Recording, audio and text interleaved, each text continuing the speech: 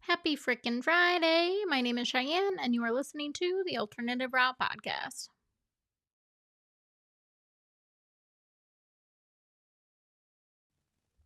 There we go.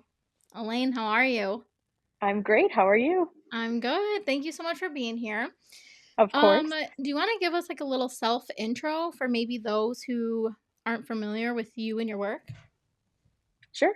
My name's Elaine Nerowski. I am Elaine Nerowski Art on Instagram. I currently own the Gallows Tattoo Studio in Brownstown, Michigan. I've been tattooing 10 years now, and I have a focus in horror, realism, portrait work. I love floral work, a little bit of everything, but mostly all black and gray.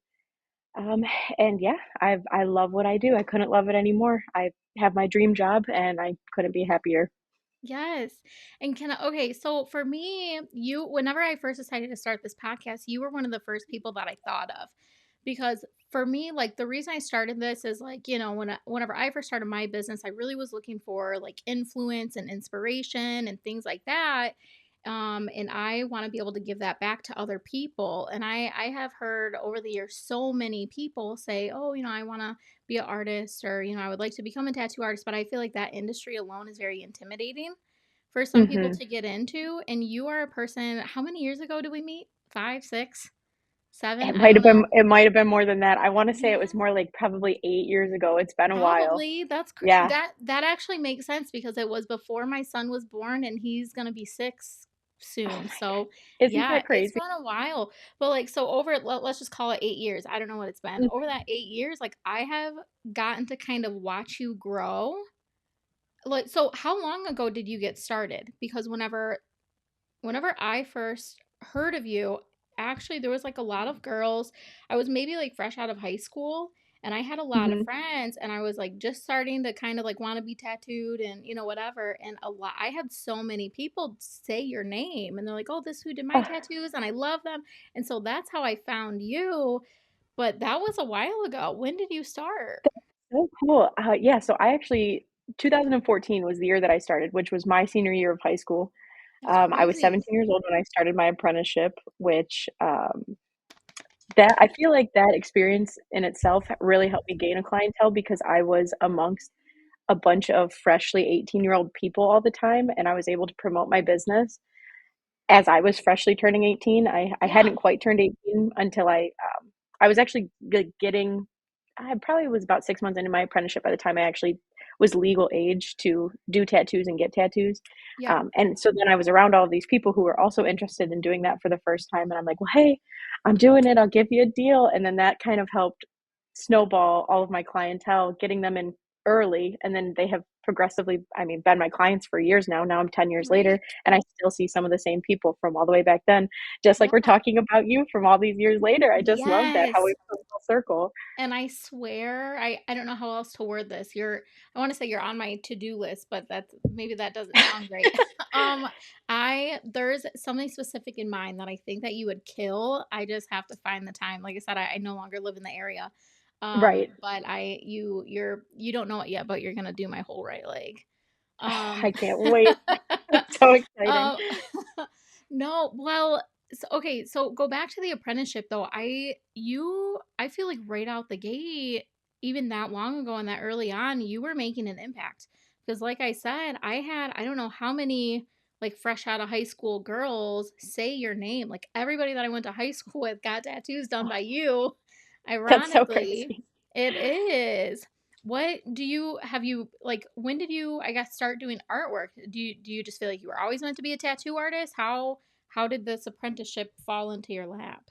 Yes. So I think from as early as I can remember, that was something we did a lot of when I was growing up. My mom was very crafty, and she always did that with us to pass time. A lot of drawing and painting and just putting things together, making crafts, watching the craft channel, and all of those things.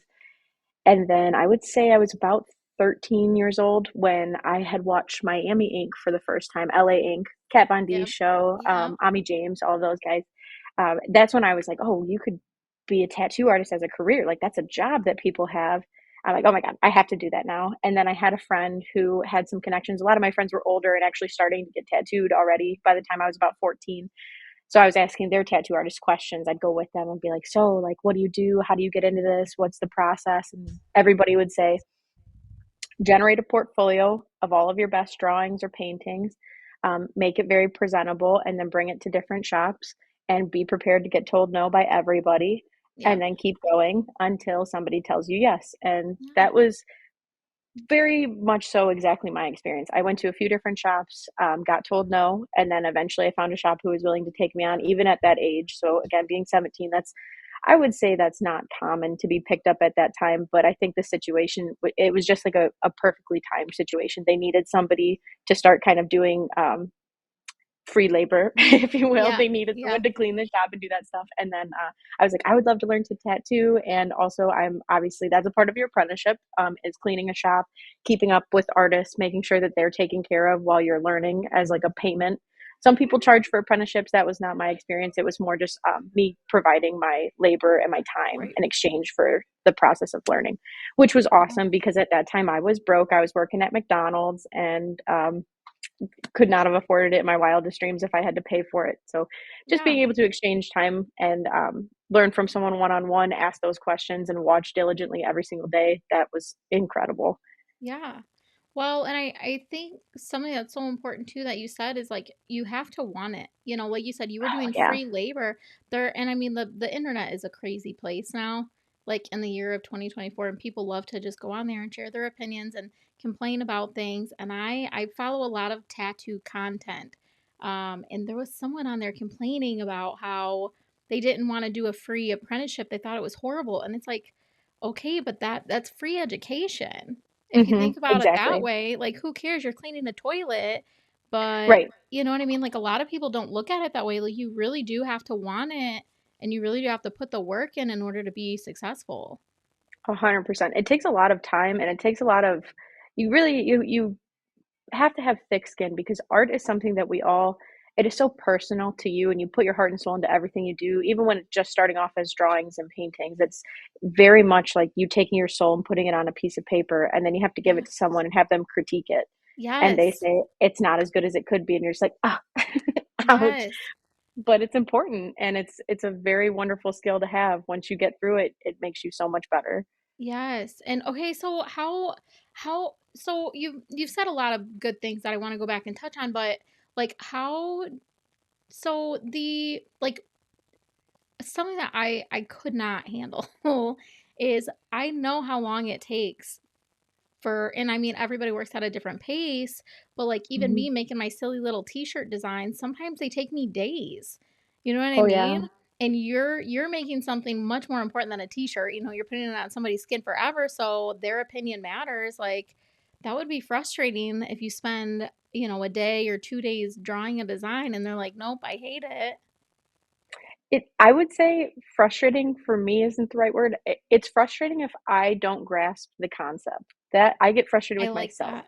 Yeah. So it's not my sometimes it's hard for people to convey what they're looking for, and not everybody's an artist, so not everyone can say, "Oh, I want this here and I want this here." That's what my job Right. is to do Right. that.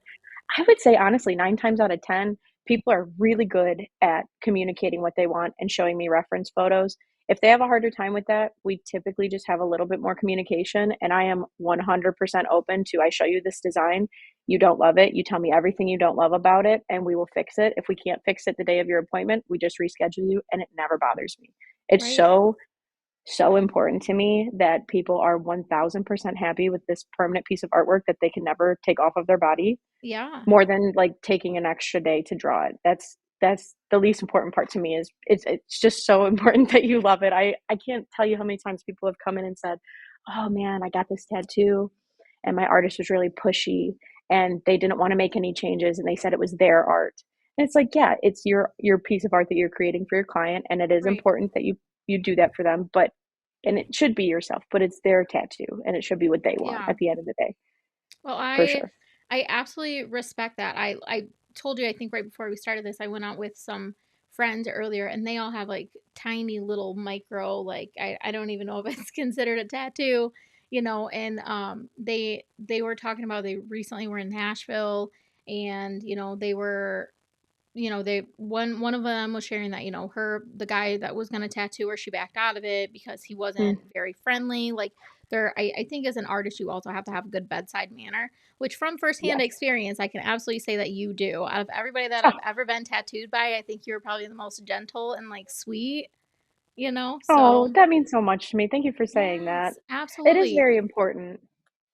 It really is, and I think it's something, you know, I think, and maybe I'm wrong. I myself am not a tattooer. Obviously, I make kid clothes, but I think like some people just love it for the art. You know what I mean? They don't Hmm. necessarily love it for like the customer service part. Yes. You know, I think that Yes. that can be challenging. So something else that we were talking about at that lunch is, you know, they were talking about like some shop minimums, and wherever Hmm. they had went in Nashville, they happen to have like a very high shop minimum, what they thought was high. Can Sure. you give us a little insight as to for people who maybe aren't as familiar with getting tattooed, or like from the artist standpoint, you know what I mean? Like from a business standpoint, I can understand why you guys would have minimums, but can you like explain that for maybe people that don't understand it? Absolutely. Shop minimums, I think, have been confusing for a lot of people for a long time. And I think this is a perfect opportunity to break that down a little bit.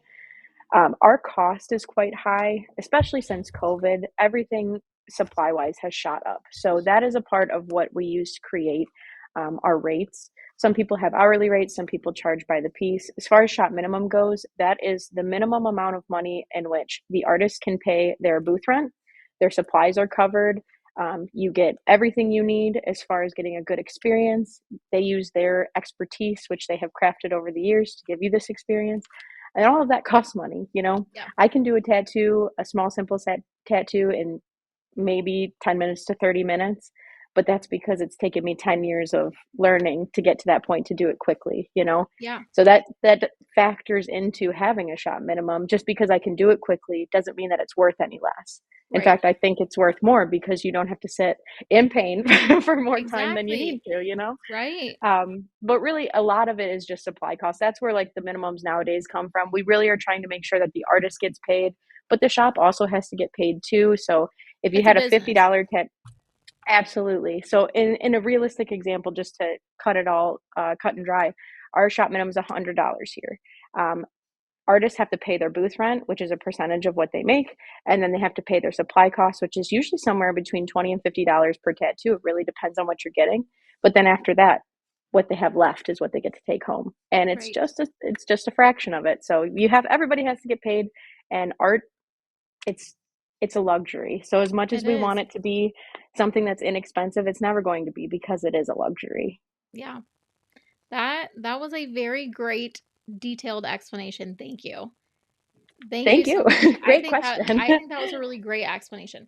So earlier you were talking about your mom, and I'm glad that you brought that up because I kind of wanted to talk about your parents and sort Yeah. of your upbringing. So whenever I was getting tattooed by you, however many years ago we said, one of the conversations that we had that really stood out to me is you were talking about how some magazine, and I'll let you refresh my memory on that, but somebody approached you and they wanted to do a documentary or an article or something about you, and you Hmm. said no because they were trying to portray you as something that you weren't.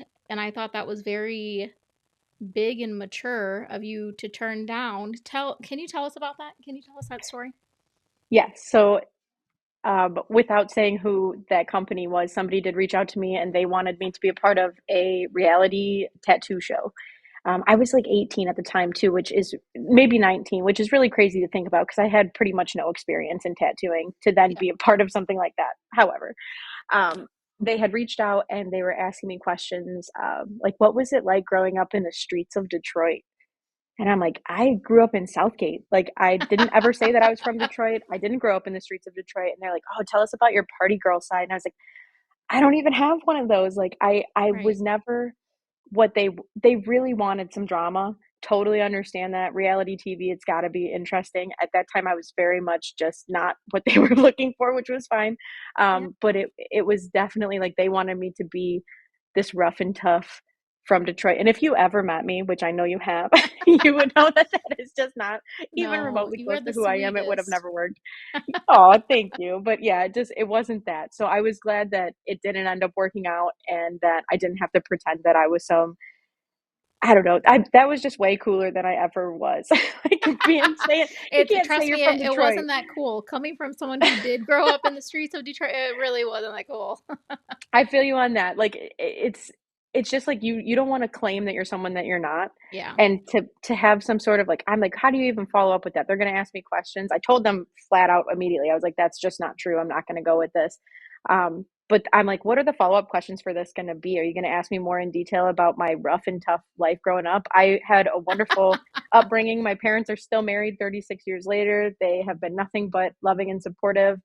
I couldn't ask for just an opposite like it was just such an opposite experience, Yeah. but I did have a really wonderful situation growing up that I'm very grateful for, and I think that that absolutely has put me where I am today because of the amount of support that I had in that process. My parents are awesome people, very creative, and I think that that push and that support has kept me going. And now being a business owner, my dad painted the walls in this place. My mom, let's see if I can show you this little skeleton. My mom made that. It's on our walls, and I love I just that. love them being a part of the whole process too. So when 13-year-old Elaine said, "Hey mom, I want to grow up and be a tattoo artist," they didn't question it?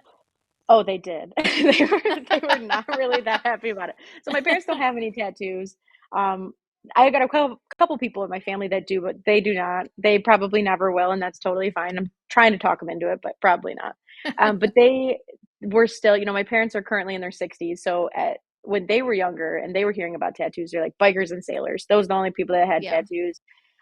So it was really rough. That was like a rough idea for them of what I was going to be getting into, and I'm their little tiny youngest baby. They don't want rough and tough and scary life for me.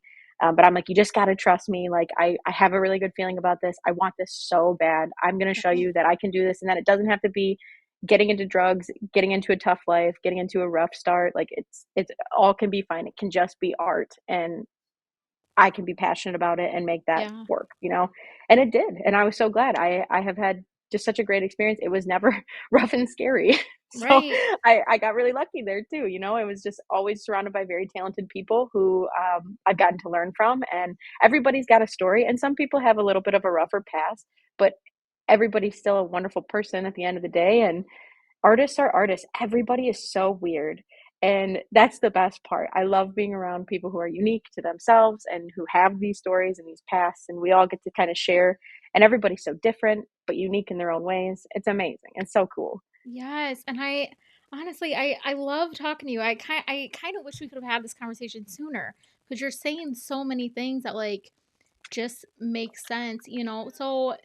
So for example, me obviously starting my business, I did not I did grow up with a pretty rough childhood, a way rough childhood, and into my older years when I decided that I did want to start a business, that my parents were like, no, that's goth clothes for kids. That's a big no.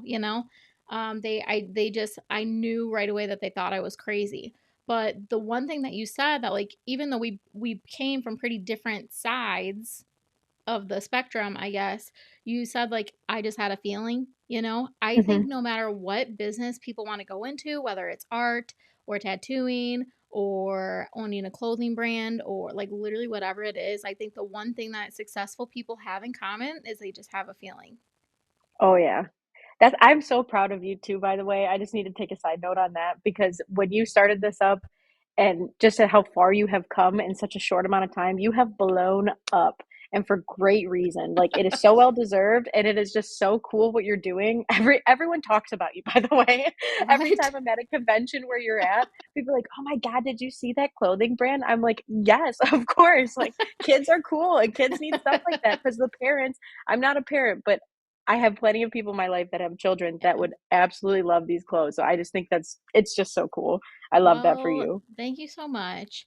I do want to keep talking about you though. Thank you for that. Sorry, yeah, side note. No, no, you're fine. I do appreciate it greatly, and I'm glad that we both had the feeling.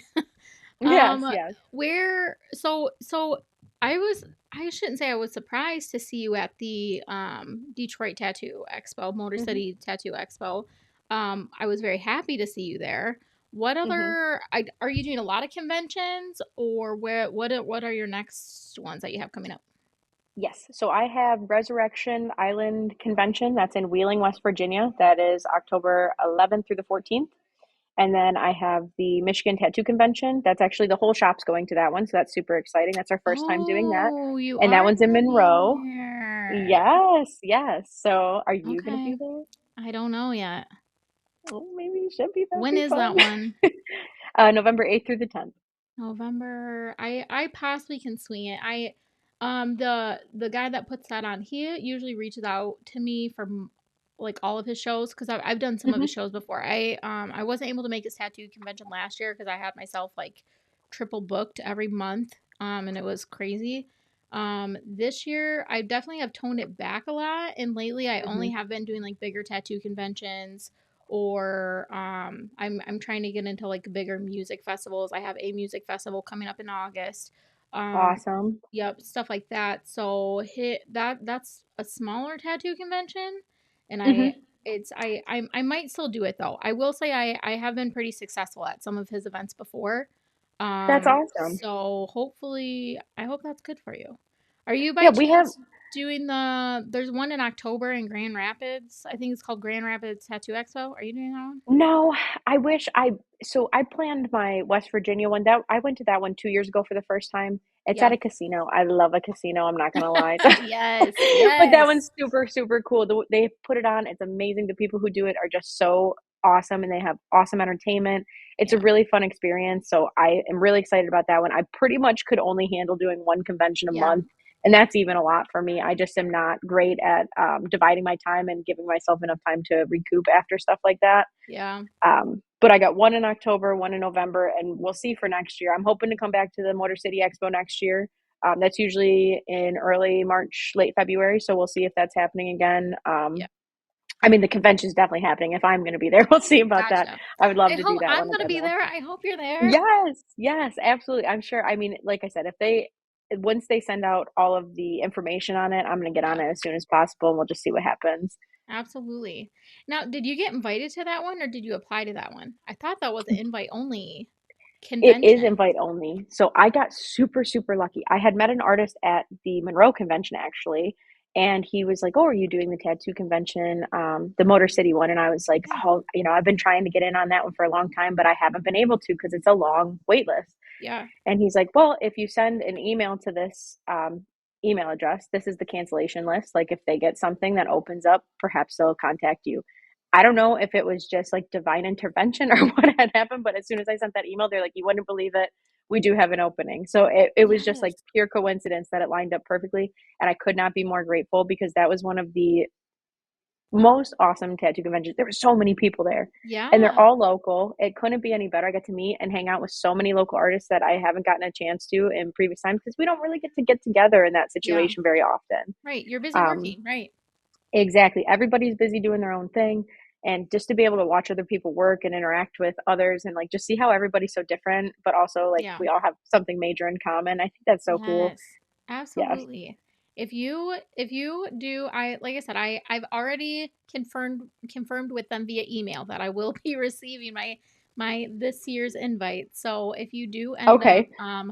going to that one, let me know and we can definitely like hang out or something. Yes. That would be awesome. No, and I similarly enough, I kind of ended up on the same way, just like on a whim. I was like, yeah, I know this is invite only, and they're probably gonna laugh at me because I make kid clothes. Like, who the heck am I? But I just tried to sell myself in an email, and I surprisingly got a response back. And I think they said something along the lines of like, we're no longer accepting vendors, but I don't know if there was a cancellation or what, but something Yes.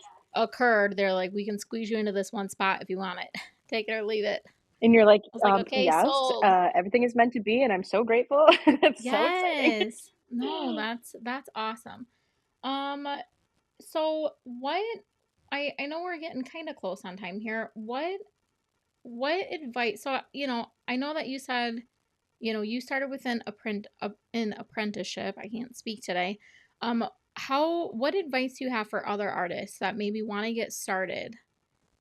And how, I guess, like, so looking at you, the reason that you stand out to me is just because, like like we were talking earlier, you've just seemed to have excelled very fast.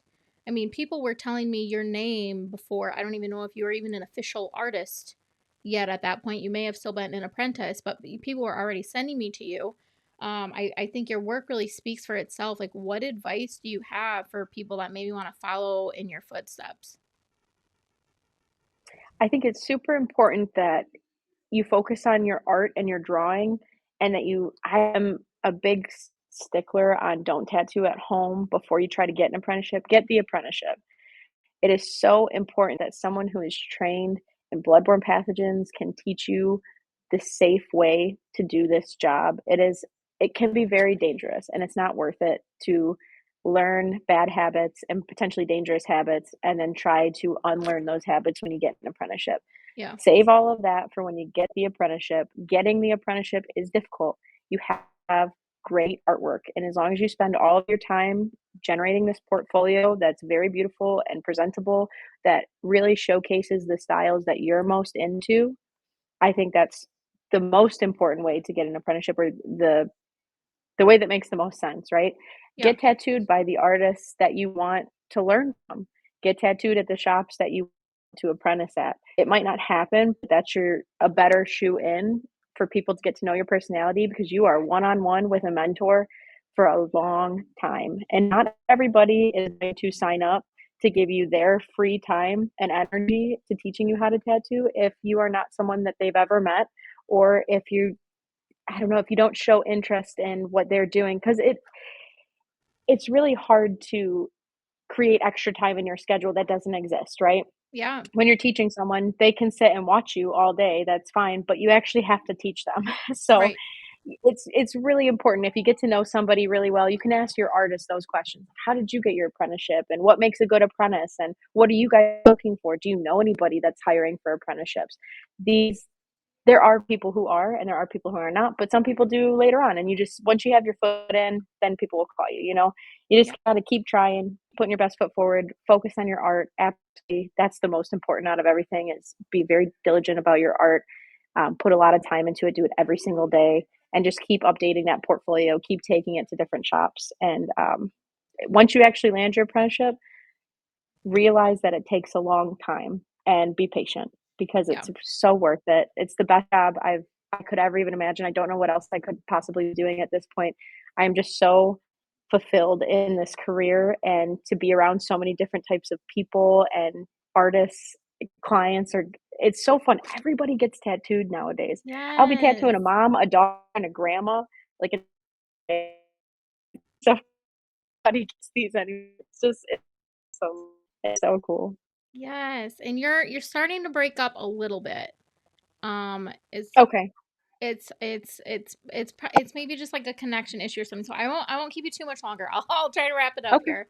Um, you literally just said something so important. And I know I've said this 10 freaking times, but something that I talk about literally on every single episode is like, I think the most important part to being successful is to listen to the person that you want to become. You know what I mean?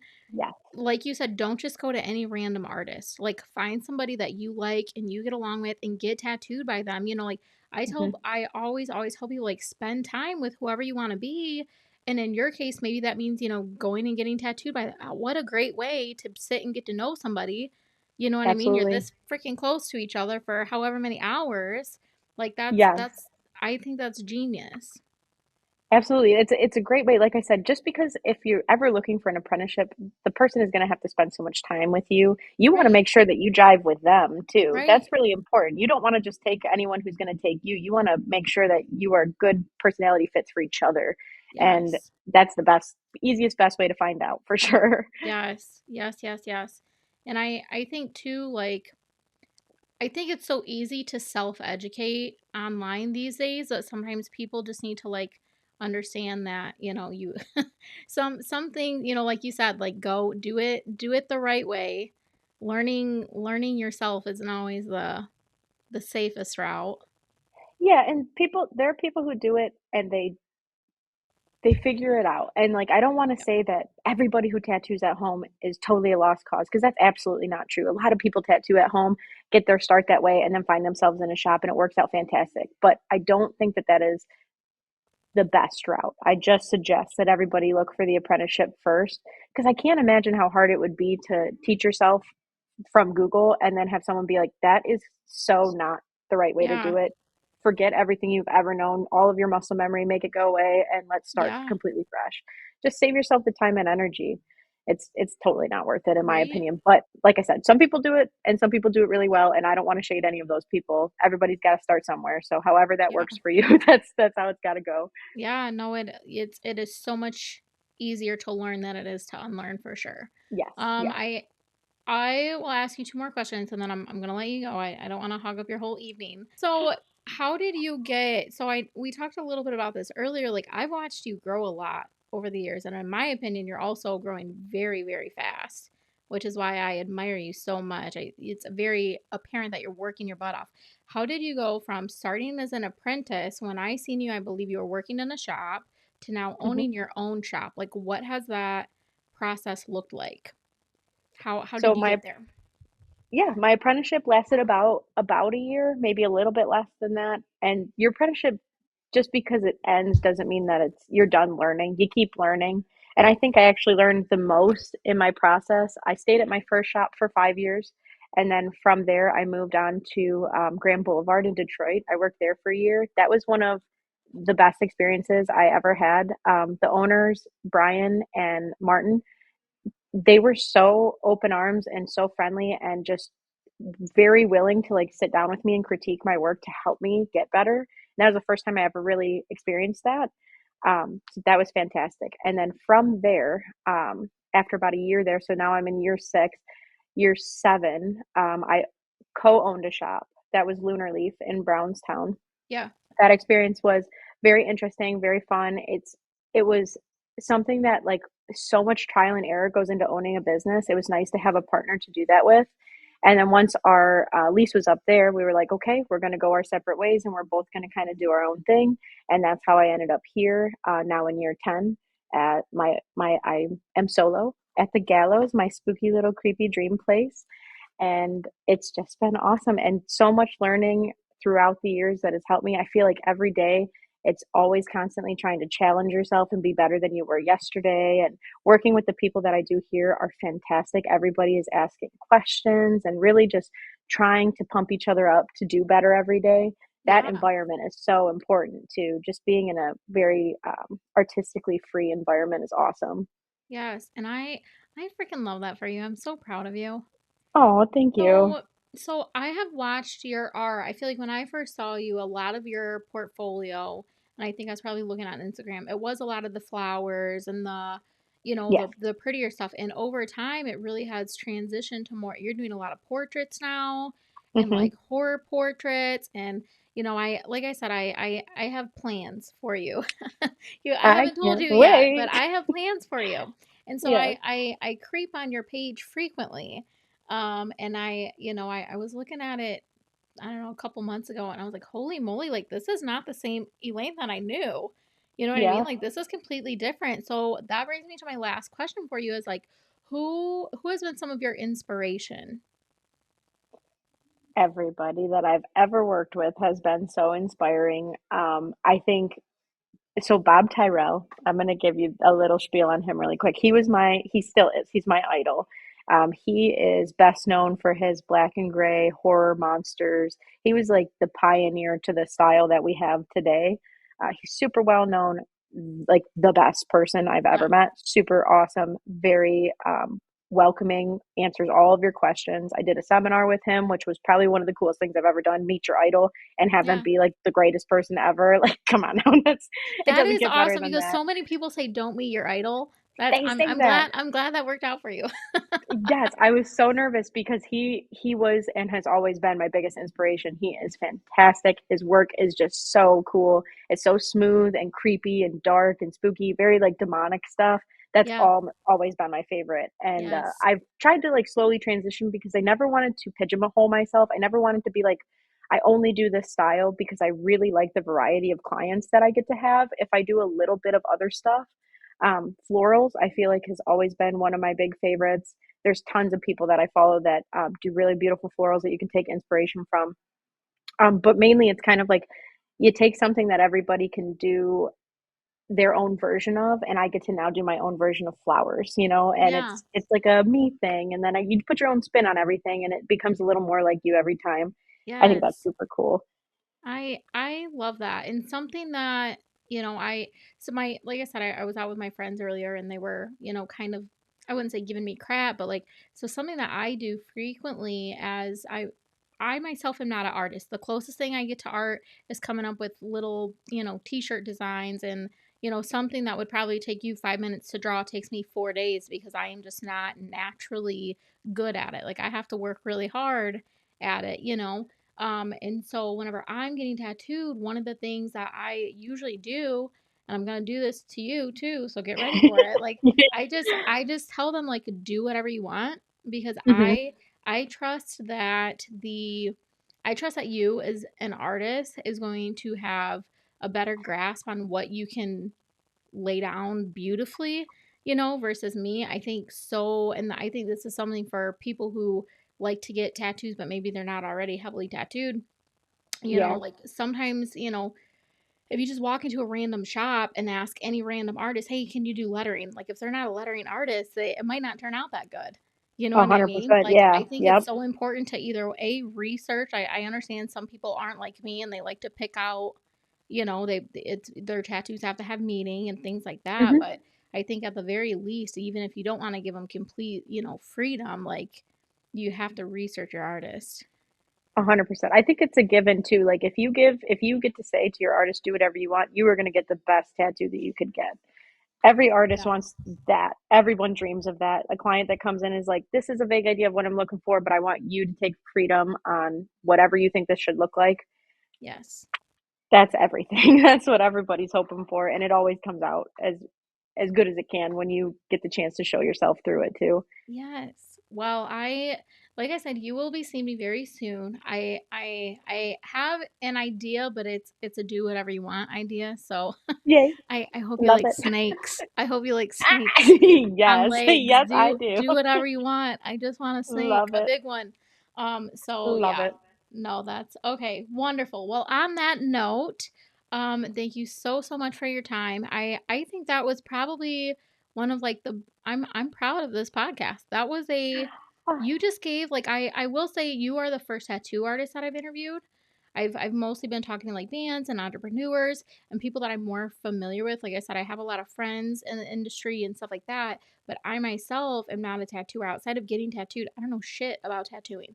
And I think you just answered a lot of questions for, like, people who don't, like I said, my friends earlier, they're like, well, how come there's a $300 shop minimum? Like, like, it's, yeah, I'm hoping that you just open some eyeballs. have a All good right. one. I'll talk to you later. Bye. Bye. Yep, bye.